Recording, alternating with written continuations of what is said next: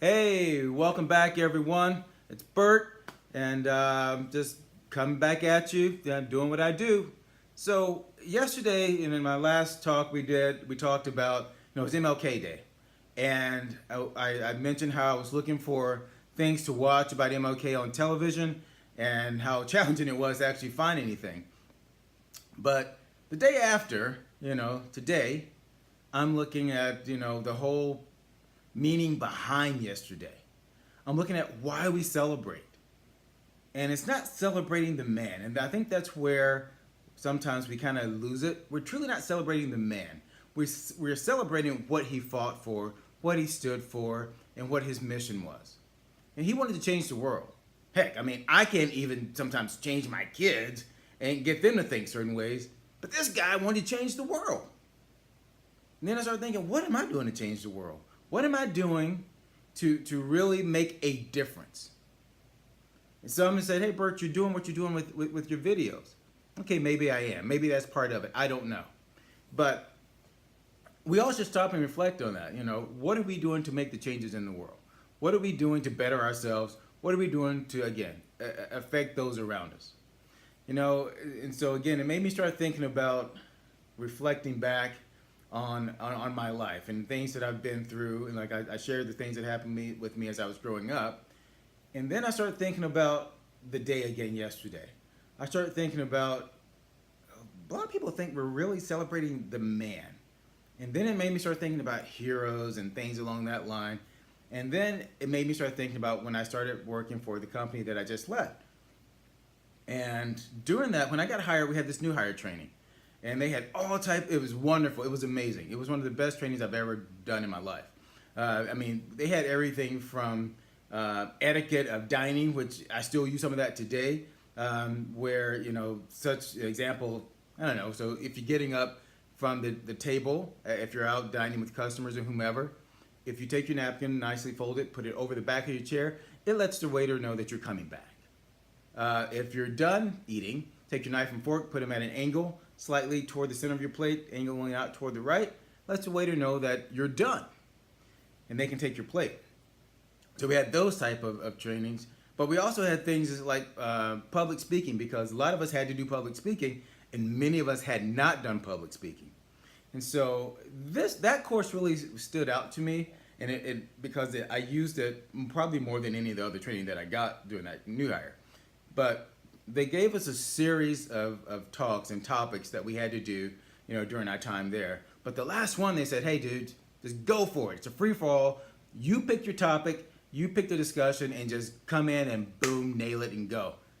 I was literally up all night trying to figure out what to do, what to talk about, what can I share with the class.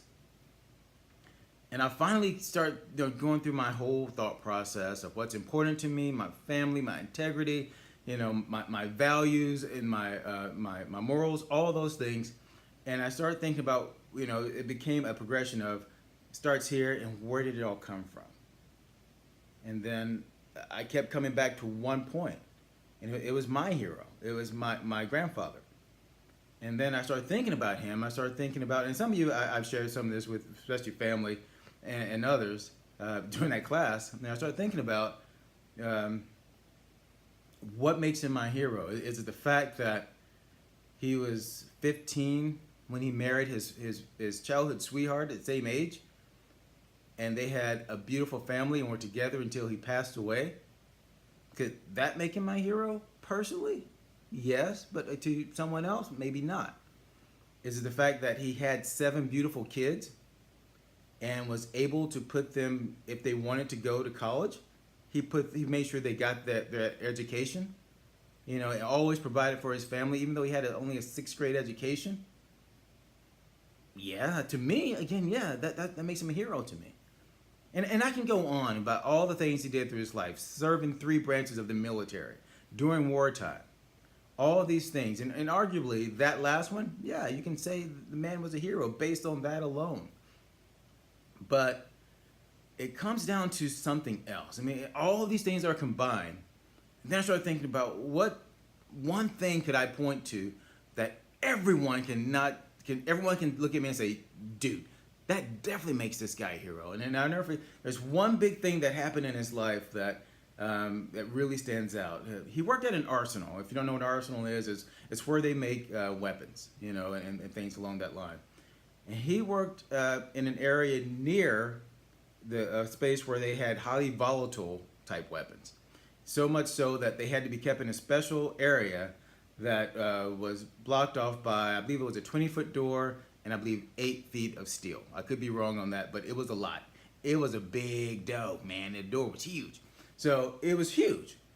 And the design was that if this door ever closed, you pray to God that you were on the right side of that door, because if you were on the wrong side, make sure your affairs are in order, because it was designed to never open, because they want to make sure that everyone on the right side of the door was safe. So, as you can imagine, the inevitable happened, or the unthinkable happened. One day, there was an incident and that door closed. And thank God my grandfather was on the right side of that door. So, for his family, that was a blessing. So now, my grandfather's there on the right side of the door. He has 2 choices now. And some of you go, no, dude. He only has one. Get out. This is what makes my grandfather my hero. He has 2 choices. One, he can do that. He can just leave. That's the easy thing to do. Fight or flight, he's out. He could easily have done that. Or he could have thought, is there any possible way I can open this impossible door? That would not be the logical thing to do. But for my grandfather, it wasn't about logic. Just like he had a family, the other men behind that door had families. They were his friends, his colleagues, and people he just didn't know. And so he did the latter. He said, you know what?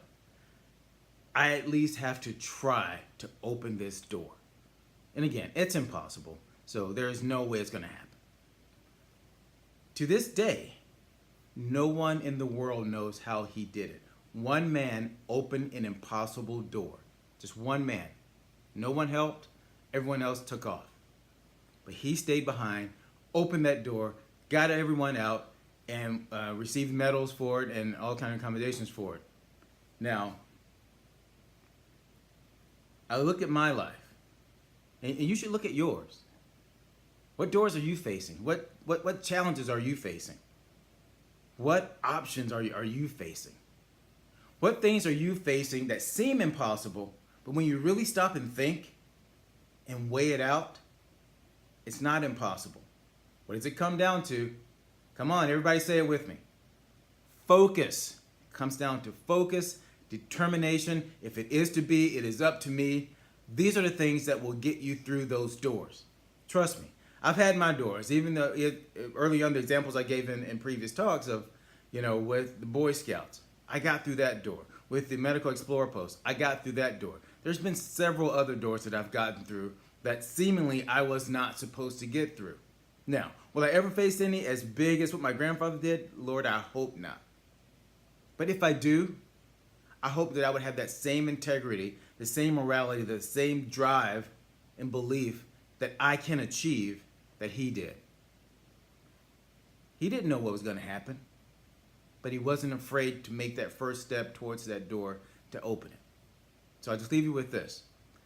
As you go through your life and you face your doors, make sure that you're doing everything possible to open those doors. Make sure you're putting your best foot forward. Make sure that as you approach that door, you've thought it through.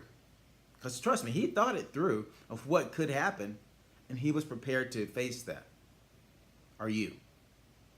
So whatever happens to you, be prepared, face it head on, and face it with everything you have, because that's your best chance to succeed. With that, deuces, peace, till next time.